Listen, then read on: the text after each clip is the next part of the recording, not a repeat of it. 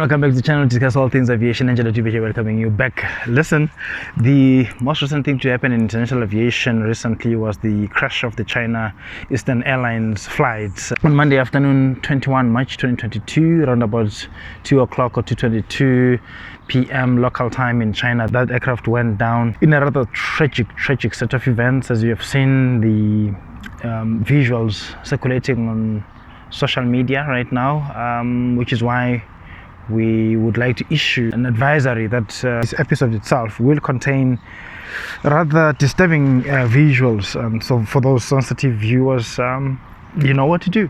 So the aircraft had been into its flight for just over an hour, and it was about to come to the end of its cruise phase of the flight and begin its descent for its destination.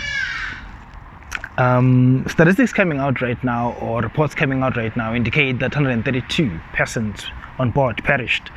This was comprised of 9 crew and 123 passengers.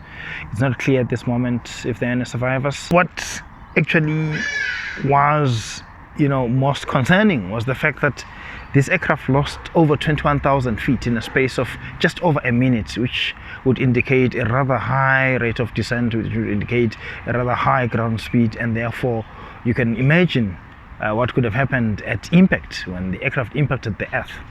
Now, this raises several questions. The first one relates to the age of the aircraft. The aircraft is about 6 years old, and I know that if you are coming from outside the aviation sector, you probably think that's an old aircraft. But that aircraft is relatively young in terms of aviation standards. I mean, at 6 years old, an aircraft is not even old at all. But the question would then be around whether this age of the aircraft could be a contributing factor to the accident that occurred the other day. The reports indicate that in the past, some older versions of the 737 800 NG aircraft were found to have fatigue cracks within the components that make up its aircraft parts. It's not necessarily to indicate that these particular aircraft had the same stressed equipment or stressed parts. And given its age, it's highly unlikely that it would necessarily suffer from the same findings that were found in those earlier versions of the same aircraft. So it's safe to say that we could, at this preliminary moment, rule out the age of the aircraft as a contributing factor to the accident. The second question then relates to whether this aircraft was the same as the 737 MAX. This question arises because of the amount of chatter that's going on Twitter and other spaces, where people are saying, this is similar to the Ethiopian crash. This is similar to the Indonesian crash. Those crashes were totally different from this one. This is the 737 800 NG. Those other two involved the 737 MAX, which was then withdrawn from service, and it was banned in many spaces. In fact, in China, it remains banned since those incidents. The MAX has not been flying in China. So absolutely and confidently, this is not the 737 MAX. It is a different variation of 737. Could this be pilot error? Again, looking at the chatter on Twitter and other spaces, this question is now being posed around, and other people are confidently making the conclusion that indeed pilot error is the main cause of the accident. It's too early to do that. The flight recorders or the black boxes of the aircraft have not been found yet, and so we don't know what data we're going to find in there that's going to help us analyze and come to a conclusion on what happened there. We also don't know what voice recordings we're going to have to indicate what happened in the few seconds prior to the aircraft losing control. The cockpit voice recorder and the flight data recorder have not been found yet. Until they are found, let us not attribute this to pilot error at all, because that would be premature to do so. It does not help anyone. It's simple, just muddies the waters. The fourth question is it common for crashes to happen at this stage of the flight? Now, like I said, the aircraft was about to finish its cruise phase of the flight, and their accidents are very, very rare. It was about to enter its descent, and they're even rarer.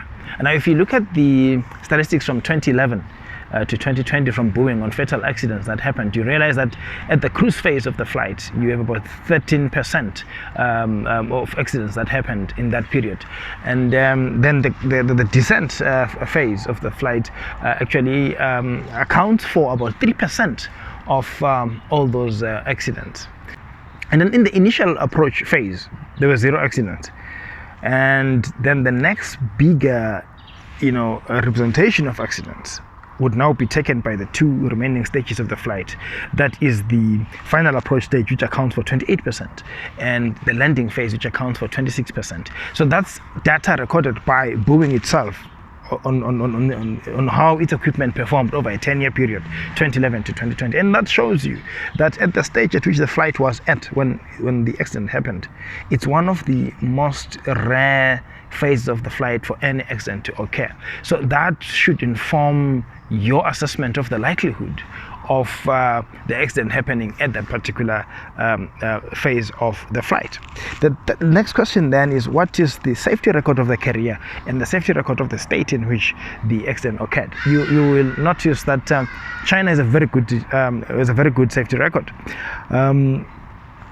China Airlines, or China Eastern Airlines itself, has a good safety record. I mean, in the last major accident in China happened about 12 years ago, and that shows you, how, to what extent China enforces the rules. China monitors enforcement. China monitors compliance with the rules.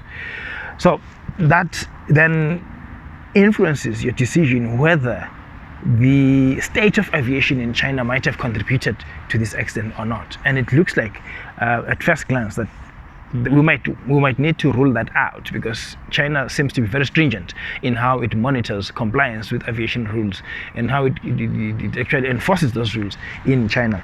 For example, after the accident, immediately thereafter, China Eastern Airlines withdrew about 109 of its equipment from operation. It withdrew those 737-800s that it had in its fleet, and they grounded them until they can have a better handle on what's happening and what happened to the aircraft that went down the other day. Could there be any survivors? That's the other question. Too early to tell at this moment. Of course, reports are still trickling in. We don't know whether there's anyone who missed the flight and is now thanking their gods for having missed the flight. But if you look at survivors from the point of view of someone who was actually in the aircraft, experienced the accident and still walked away from it. If you look at the drop that the aircraft made, a loss of 21,000 feet in just over a minute, you can tell, even though it tried to recover at about 8,000 feet temporarily before it dropped again, you can tell that nobody could possibly walk away from this. On impact, it's very likely everyone perished, because the speeds at which this aircraft was traveling, falling, plummeting from the sky, its impact with the ground would have meant instant, perishing of everybody on board. But we remain, open to more reports coming in, more statistics coming in order for us to have a better handle on what happened to that China Eastern Airlines flight that went down the other day. Thank you for watching this, and please continue to subscribe, continue to share this amongst your community of aviators. We are growing, we've seen some growth, and this is appreciated by all of us at Team Flying Jurist. We appreciate what you've done so far. We appreciate the fact that you've stood by us, you stood with us. We are going to keep going towards the 10,000 subscriber mark with you, assisting us as you have, with you supporting us as you have. Thank you very much for that. We really appreciate. And remember, our mantra is, with every hour the cockpit beckons, and every hour that you have, whatever you invest in that hour, make sure the return on investment is very high. So our mantra is, as long as you keep investing in that hour, whatever hour it is, it takes you closer to the threshold of attaining your goal. So keep adding those hours one by one. Until next time, Angel Dube signing out and saying cheers.